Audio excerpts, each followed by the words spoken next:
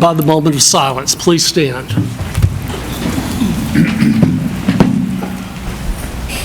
I pledge allegiance to the flag of the United States of America and to the republic for which it stands, one nation, under God, indivisible, with liberty and justice for all. Now for the moment of silence.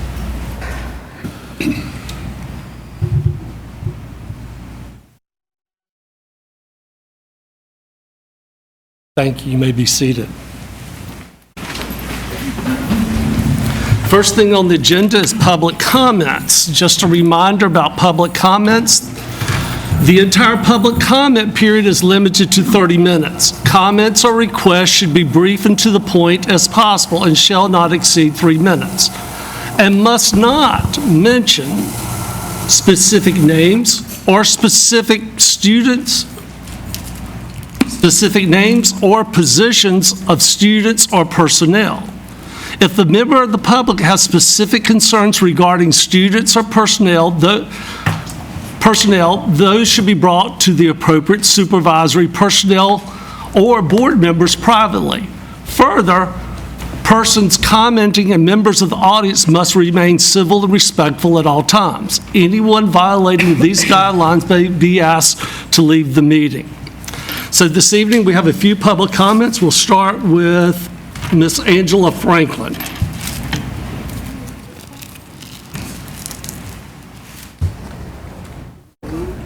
And she is not here. We'll move on. Ms. Kim Smith. Good evening, everybody. Good evening. I thank you for the time to stand before you. I'm standing on behalf of some concerns that I have for things that seem to be happening in the district here. I am really concerned about employees and the treatment, unfair treatment of employees here. I've been made aware of some things that are very disturbing as a citizen here. And when we have people that show up for work and they have no previous discipline, no previous negative anything in their personnel file, seem to get a new manager, supervisor, boss, and things don't go very well. I understand sometimes people have to learn how to work together and the personalities and all got to figure out how to blend. But for somebody to be subject to be stated in an open space in front of people and be called, "Here comes the roach," there's a problem. That is a complete violation for a protected class under the Title VII, and you know what Title VII covers. And I'm very disturbed that when this was properly reported to the proper people, nothing was done about it. And since then, that person has been retaliated against, which is unacceptable. That person has not been treated fairly, which is unacceptable. And according to everything that I see, when you are the person that's supposed to handle these things, you should do that with objectivity, you should do it without any bias, and you should do due diligence and do a fair investigation.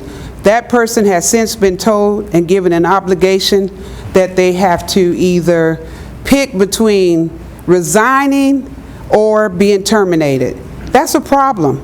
And so if we have this going on in upper areas with the older folks, I'm concerned about the students here. What kind of treatment are they getting? If you have people here that are handling good employees that way, what are they doing for our students? And so we need to know what's going to happen in this case, because you will be hearing about it.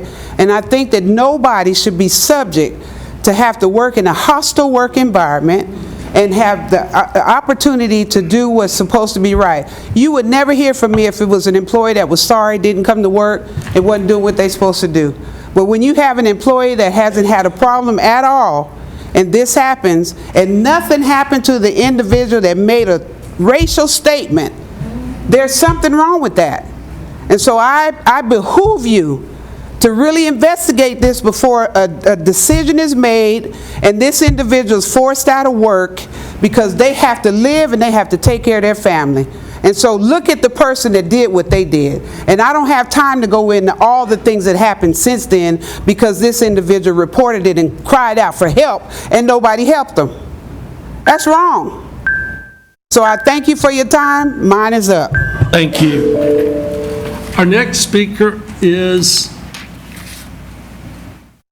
Mrs. Miranda Dine Livingston and neighbor Merrill Dean.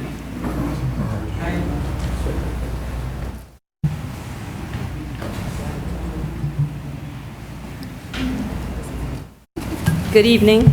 Good evening. And their name is Merle Dean Merrill Dean, sorry about that. Livingston. I came in reference on tonight, well, we came, me and my neighbors, in reference to the ball stadium on Kaminsky Street, in reference to the balls coming over the fence, hitting cars parked in the yard, parked on the street. And unfortunately, my parents live right in front of the ball stadium. On several occasions, balls have come across, hit the window, upstairs, downstairs. I have reported it. This has been going on for many years. They came out, looked at it, had the glass company to come and look, but the glass was not replaced. On last week, I went to them again and addressed the issue.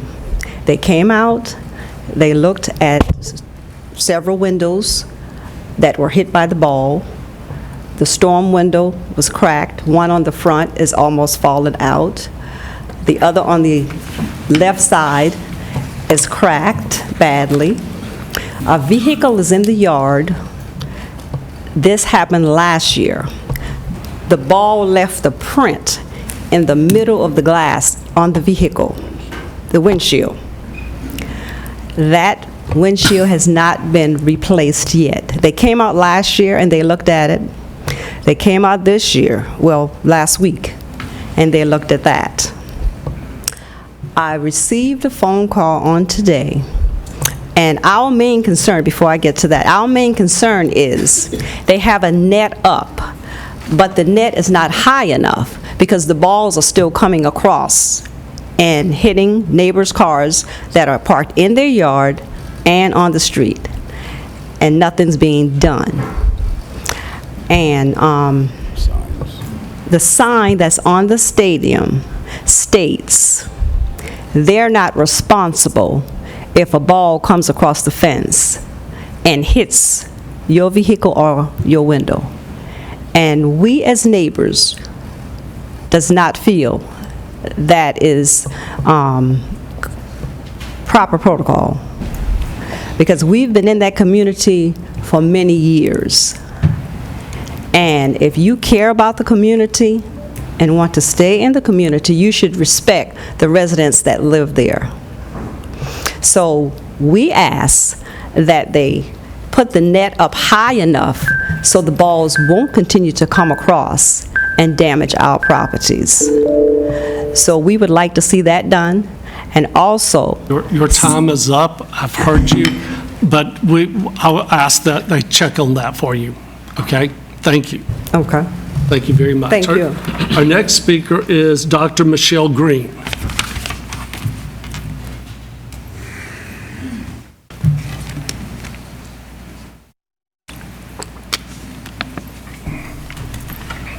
I didn't know if I can give somebody else a chance to speak before me, but I sure wanted to make that request since this young lady takes care of her mom, and if I can follow her. Is that possible? May I? Yeah, go ahead. Dr. Milton? Thank you so much, Dr. Marine. I appreciate it. All right. Good evening. I'm Dr. Milton. I'm here as a concerned community member. I actually am going to echo what Ms. Smith talked about in the opening comment section about an employee who has been diligent, who shows up to work, who has been very committed to her job.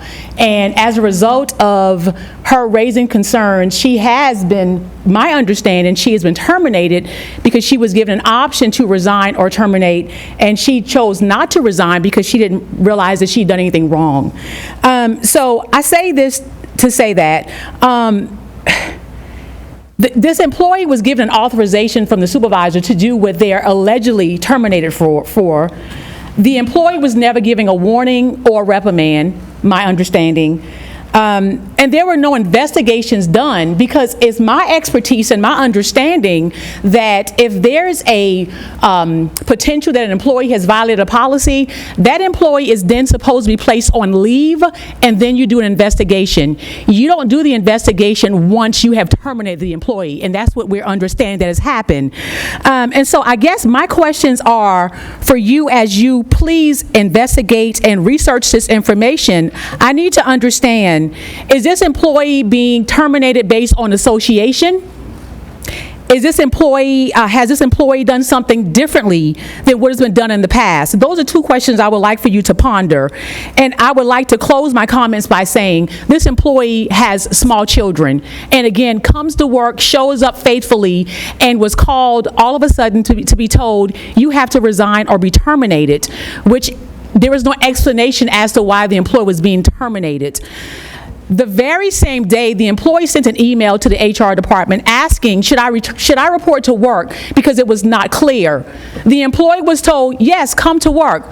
The employee shows up to work last Thursday just to be confronted by someone from HR to say, oh, I made a mistake. You're not supposed to be here. Please go home. The level of embarrassment is absolutely ridiculous. This employee has endured enough, and to come to work to be told to go back is not acceptable. My question is, we need to stop the personal agendas, the retaliation. We need to stop overshadowing the students and look at what's important for our children to make sure that they're successful, and the personal vendettas and the retaliation needs to cease. Thank you. Thank you, Dr. Milton. Dr. Green. Thank you, Mr. Gaskins. And good afternoon to each and every one of you. This is the first time I have ever stood in this position for the reason why I'm standing here today. But it is great. I want you to know that the purpose is that I want to speak as a district retiree and on behalf of stakeholders in Georgetown County School District, just to say that we want to ensure that our board does not overlook a native of Georgetown County School District during its superintendent search, especially since the designation of interim superintendent has been publicized widely. We have been in a similar situation previously, and we don't wish to consider anyone who comes to our county to build a resume and move on to more attractive promotions, having left our district in the same or sometimes worse situations than they found it. So we are here to voice our optimism about the candidate that's well able to execute the duties as our district's next superintendent. The candidate has prepared herself since entering Georgetown County School District as a student, as a teacher, and so forth until this present day, where she has impacted the lives of a myriad of students in the classroom, on the courts, and throughout the district. She has accumulated credentials that exceed the standards of what most districts require in a candidate. She served as a student, as a teacher, an athletic coach, an assistant principal, an elementary school principal. She's also served as high school principal, assistant superintendent for academic and student services, executive director of secondary schools, deputy superintendent, and now interim superintendent. For the past 25 plus years, yes, quarter of a century, she's been in the trenches and put in the work, moving our district forward throughout her tenure. And she's still developing her skills as a lifelong learner, committed to staying abreast of current trends and best practices throughout. Make sure I lost my place. Where am I? Where am I? Okay, I'll just speak. So throughout the experience, I'll put it that way. So she has also acquired leadership trainings in places such as SLEI, She's done coursework at Francis Marion University, and she's done other pertinent leadership training that were deemed Dr. necessary. Green, your time has expired. Oh, Thank gosh, my you time is up, so thank y'all. I may be back Thank then. you. Thank you. Thank you, Dr. Green. Mr. Marvin Neal.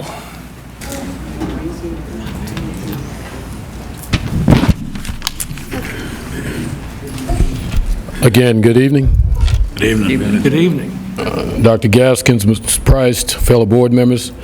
I also ditto Dr. Green and Dr. Middleton in their past comments. But I'm here tonight also in the capacity of the student at Cowles Bay High School. We had students at Cowles Bay High School that was put in harm's way in a classroom in the presence of the teacher with inappropriate behaviors that was unwarranted, which they received 45 days in alternative schools, and the teacher got to go back to his class. The past incidents were inappropriate by a male and a female student.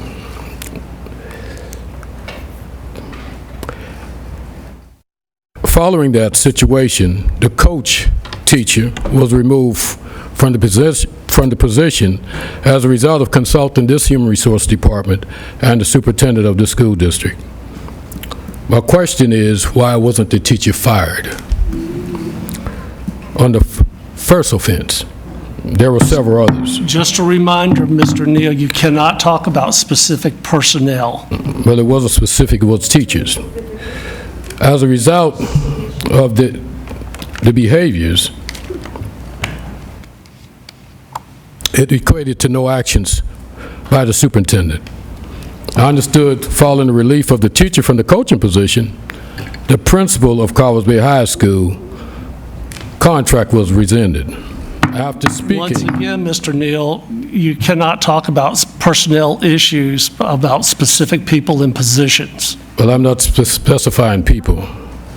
Yes, you are.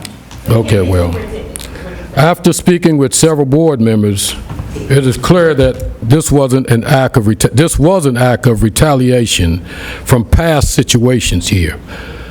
Clarity should not have taken place under this superintendent that vacated his position and will be leaving at the end of June. From speaking with some board members that was notified and the others that was not notified, this incident should have never taken place, nor should this superintendent been in the position to make those decisions.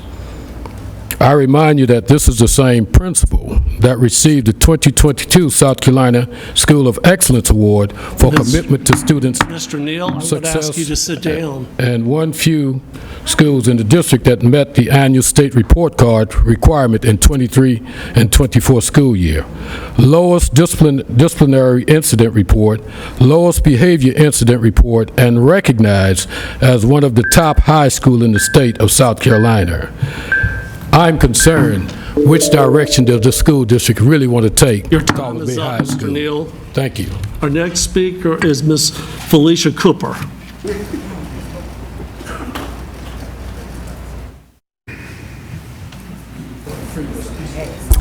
Good evening, board members. Thank you for having us tonight. I'm here just to give you some points to ponder.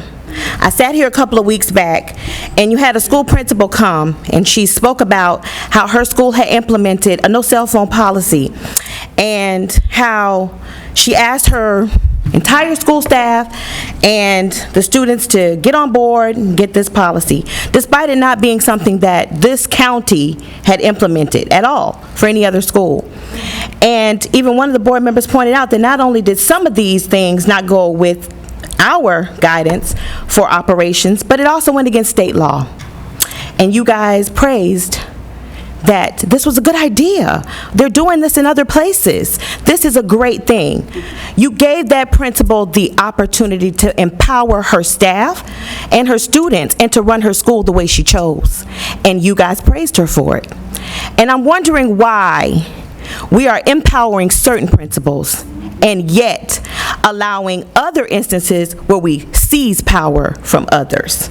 And I'm wondering why you're doing that, why you're sitting idly by and watching a powder keg explode at a school that you guys promised would be a magnet and would be a glowing inspiration for the other schools in this district, yet you're seizing power from the people we need to lead us there.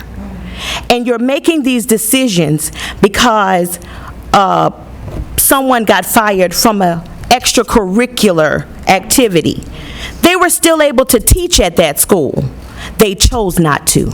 They were still able to coach other sports. So again, you cannot talk about specific people I in didn't mention a positions. specific school or a specific situation, and reclaiming my time, please. And once again, if you're able to look away when other principals are innovative and creative with their schools, we want you to turn a blind eye to the same school the same way. We want equal opportunities at every school for every principal to lead. And this is important because we have a new superintendent search that's going on, and we want our hometown hero to take that position. And if that happens, we need that person to have strong leadership behind her. She does not need to have decisions questioned. She does not need to have a school board that kowtows to signatures and to opposition because people don't like your decisions. We need you to be able to stand behind decisions you may not like because it's for the betterment of the children you serve and the communities you serve, because you serve us, not yourselves. And we also need you to see the faces here and remember, we are the ones that come out. We are the ones that speak out, and we are the ones that will vote out. Cooper, your time is up. Moving on with the approval of the minutes, each of you have received the minutes, and you've had time to look at them. Is there a motion that they be approved? So moved. Second. It's been moved and second. All in favor, please say aye. Aye. Opposed, say no. You have the agenda. You've had a chance to look at it. Is there a motion that we approve the agenda? So moved. It's been moved, and it's been second. All in favor, please say aye. Aye. All opposed, say no. The motion, the agenda is approved. First thing is on the agenda is update on superintendent search. I really don't have much to share at this moment. We had a great turnout at Carvers Bay and Andrews High School for the input session last week. Had low turnout in Georgetown and Waccamaw. Gave opportunities for staff to participate in the input sessions. As of yesterday, there were like 250 who have responded to the survey, and the survey is still out there through July the 1st. And we have approximately 7 applications for the superintendent position at this time. We'll expect more in the last 48 hours before they're due on July the 1st. That's it for our superintendent update, search update. Next is, I'm going to call Dr. Giles to talk about cell phone in the classroom.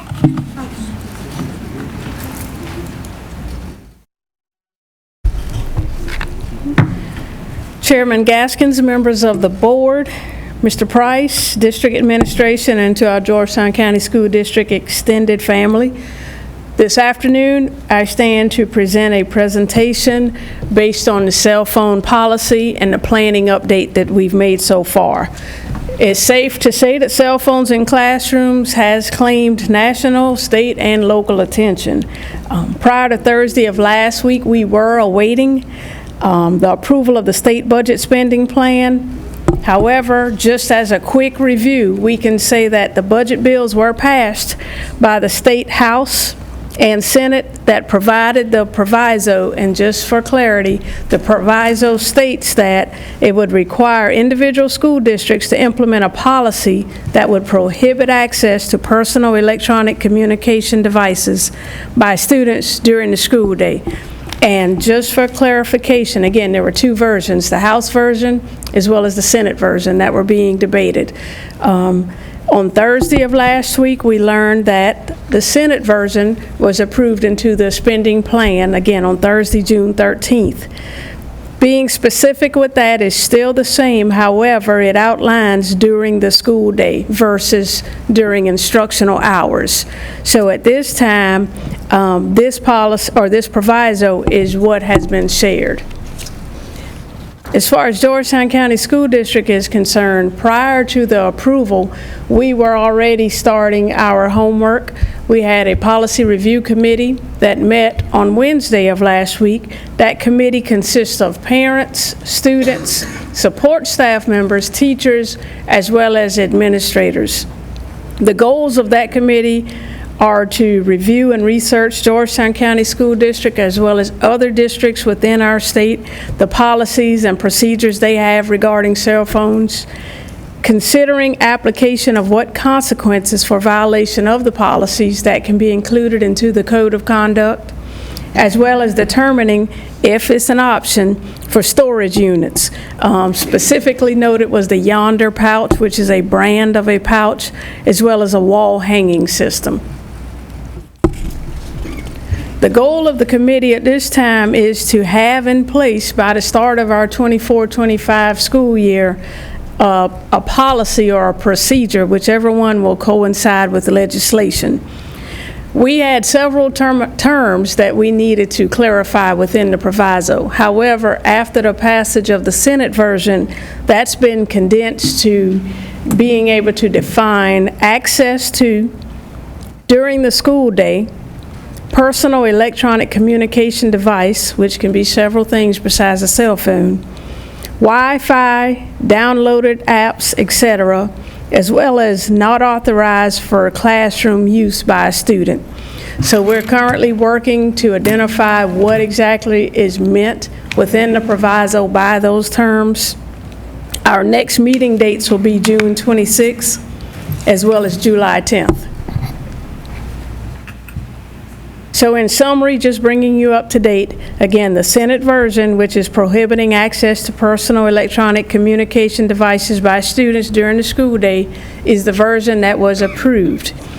It's important to note that it is a possibility that the policy will not be ready before the start of the school year.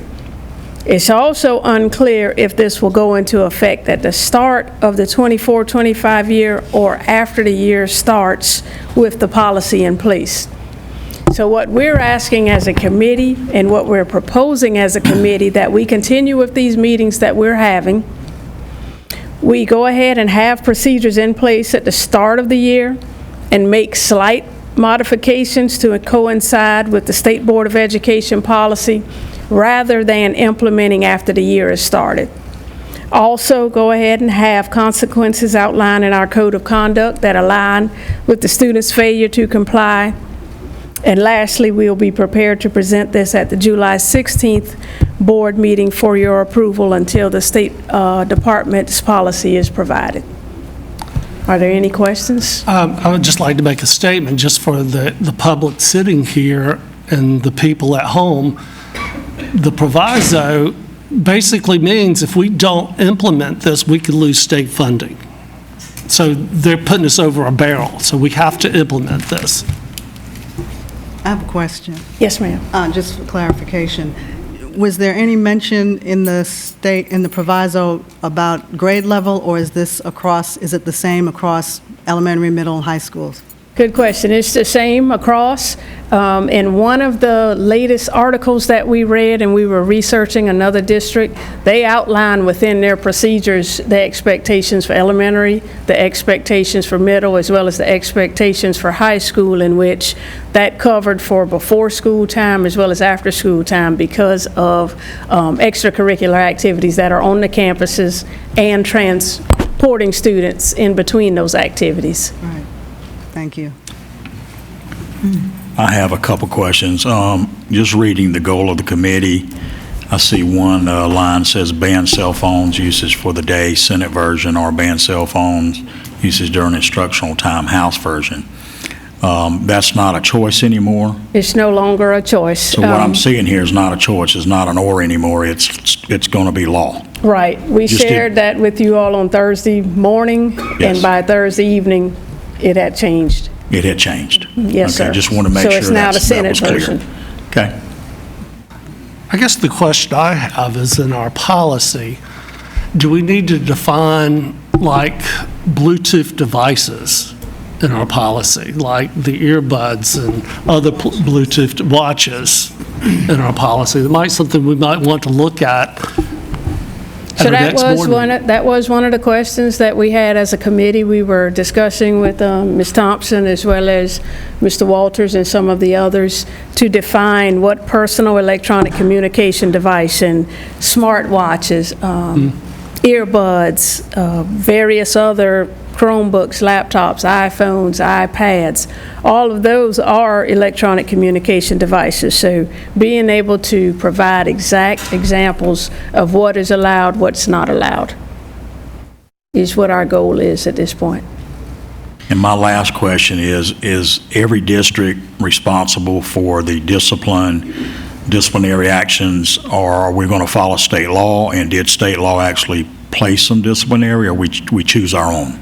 So within the code, and Mr. Walters may want to add to this as far as the legalities of things, within our code of conduct, we already have things that are in place. However, now that it's outlined as students are not to have these things or not have access to, the question now becomes if it's a failure to comply and that they don't put it away, or if it becomes a disrespectful situation in which we look at it differently. Also, confiscation of the device is not legal. We've learned that as well, so we cannot do that. So confiscation, taking the phone from the student is not an option anymore? Confiscating in the terms of the 30 days and for the extended period of time in which we were previously years ago, we cannot do that. Okay, so that'll have to be changed in our policy. Yes, sir. Okay. And that has already been removed. Okay, because I remember when my children were in school, if their phone was taken and violated policy, that phone wasn't returned to the end of the year. That was a while That's when my daughters attended school. That was a while I don't know if y'all remember those days, but I do. Yes, sir. And So, we were corrected on that. okay, all right, so we're going to have to look at our discipline. Very, very closely. Okay. Yes, sir. I have a question. Yes. I have a question about school day.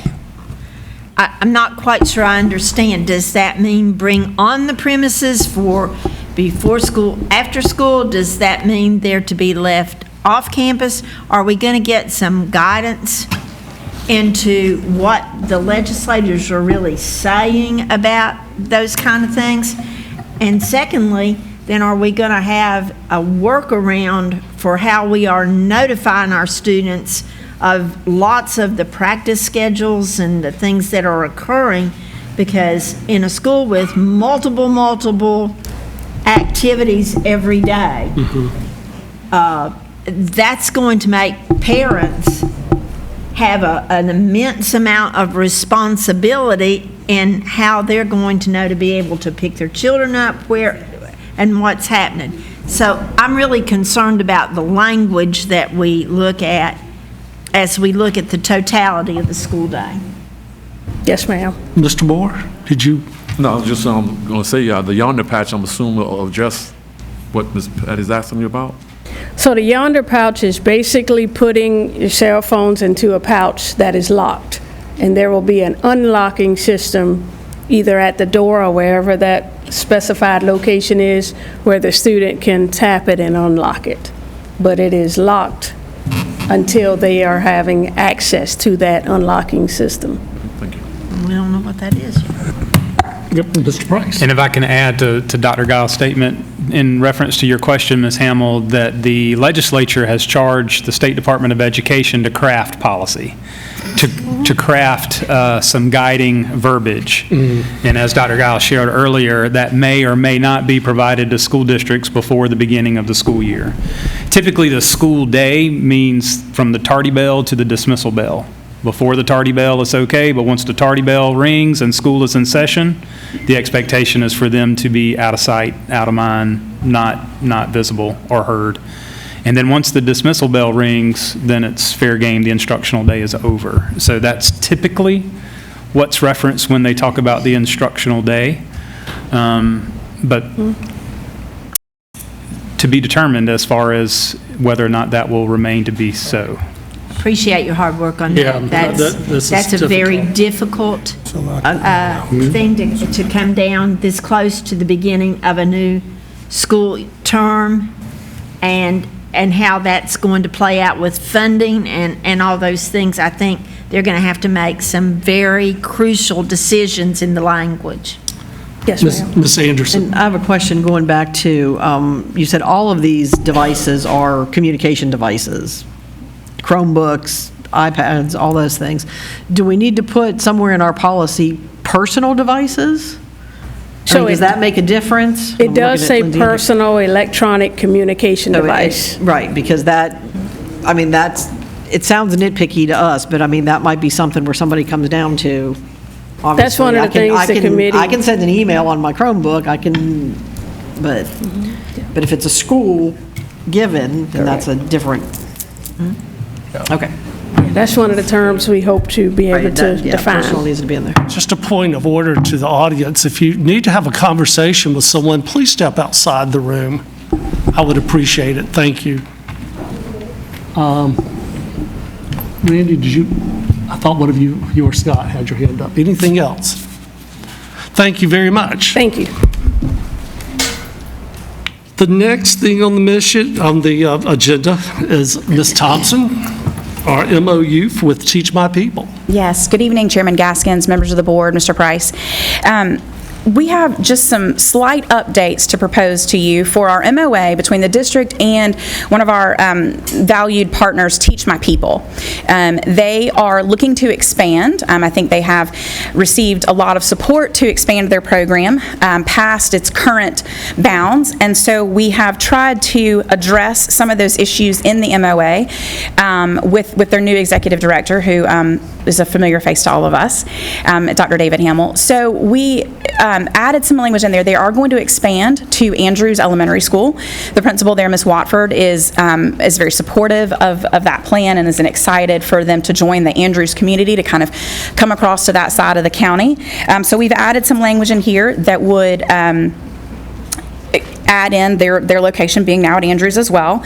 And they also are going to be adding just a physical classroom at Waccamaw High School with, again, the consent of that principal over there, Mr. Eddy, that they will be using that sort of as an opportunity to touch base with some of their older students, their middle and high school students, before and after some extracurricular events. So they've kind of got a plan set up for tracking some of their older kids and using that classroom space at Waccamaw High.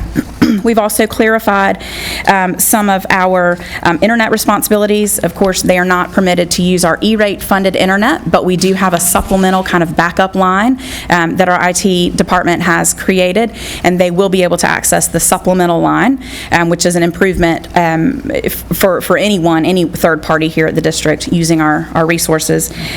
And finally, we are incorporating or asking to incorporate a data sharing agreement into this MOA so that Teach My People can, they've got a new data collection program and plan that they're putting into place to track how vital and important their services are.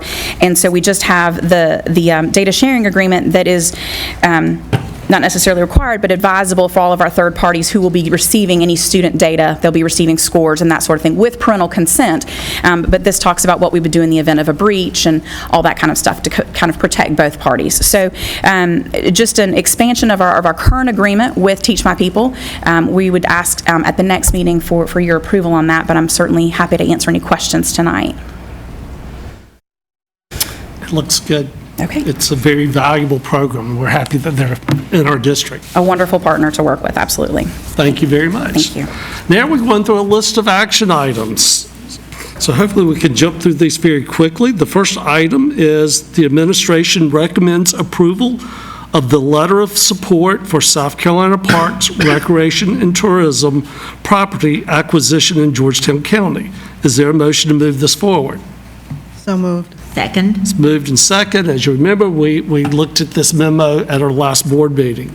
Any other discussion? Hearing none, I call for the question. All in favor, please say aye. Aye. Opposed, say no. The motion is carried.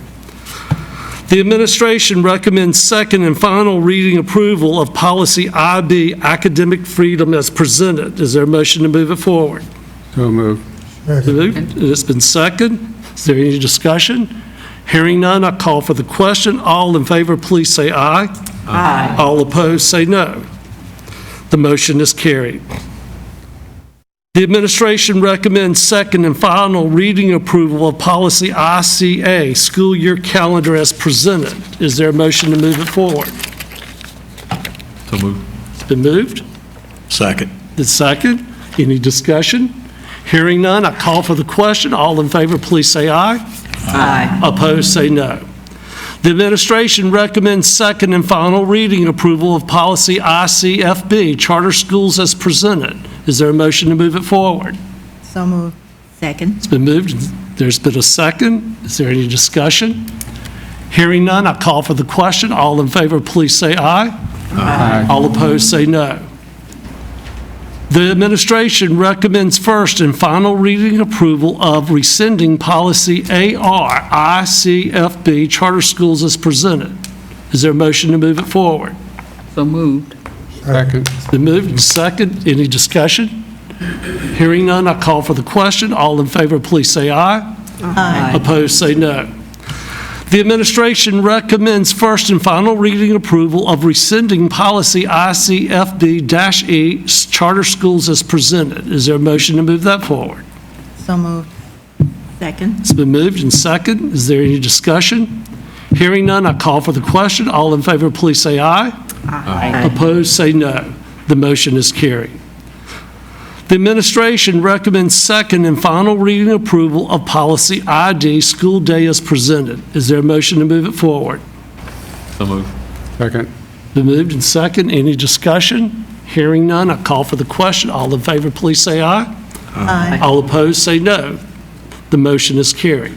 The last one. The administration recommends second and final reading approval of rescinding policy IFB curriculum pilot projects as presented. Is there a motion to move it forward? So moved.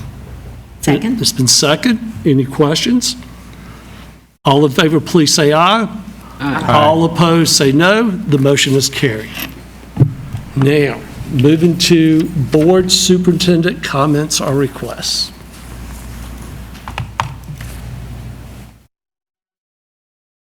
Mr. Price. All right. Thank you, Mr. Chair, and ladies and gentlemen of the board. Please allow me to begin by thanking the board for a wonderful reception earlier this afternoon. Goodbyes are always hard, but saying goodbye to GCSD and all the amazing people is especially difficult. I want to thank the previous board from 2020 who invited me to be a part of this special family that has given me so many memories that I will remember always. I'd also like to thank our current board for all your leadership and support through the years. You all have a passion for this district and are driven to make it successful, and you all have been extraordinary board members to work for and with. To our district level staff, thank you for your leadership and your drive. You all are courageous innovators who are not afraid to try new things with the potential to increase successes and opportunities for students. You are resourceful, and I have truly enjoyed watching you break down silo walls, work together, and focus on the best interests of Georgetown County School District. To our school level administrators, thank you for your servant and instructional leadership. You all have so many demands coming at you from all directions, but you do a phenomenal job of balancing them all and working to create a great culture in your school that others want to be a part of. Keep up that great work. To all of our teachers, educators, and support staff, you are what makes GCSD so special. You are the front lines pouring into our students, assisting our families, growing with one another, and countless other tasks that seem to happen without much attention. It all matters. Georgetown County School District is so fortunate to have you because you are our students' best hope for lifelong success.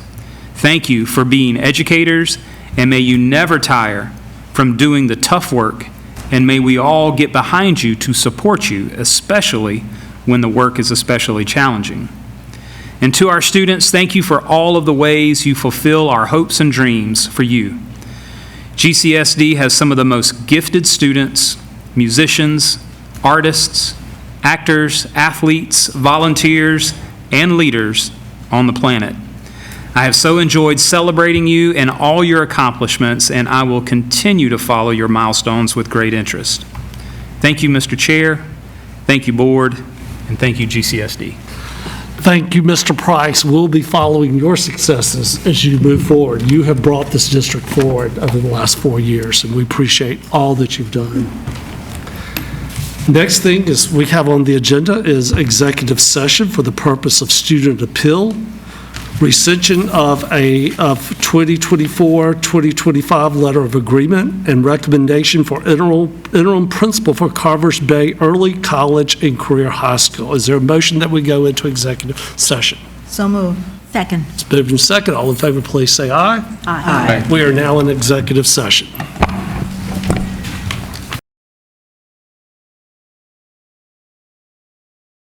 Favor, please say aye. Aye. We are now out of executive session. Is there any action necessary on a student appeal? There is, Mr. Chairperson. I move that we uphold the decision of the hearing officer regarding student S1 to place the student at Howard for 45 days. Is there a second? Second. All right, is there any discussion? Hearing none, I'll call for the question. All in favor, please say aye. Aye. Opposed, say no. The motion is carried.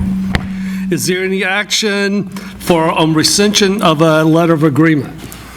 Yes, Mr. Chairperson, I move that the board approves the recommendation of Superintendent Keith Price to rescind the retiree recommendation for Larry Odom as the principal of Carvers Bay Early College and Career High, effective July 1st, 2024.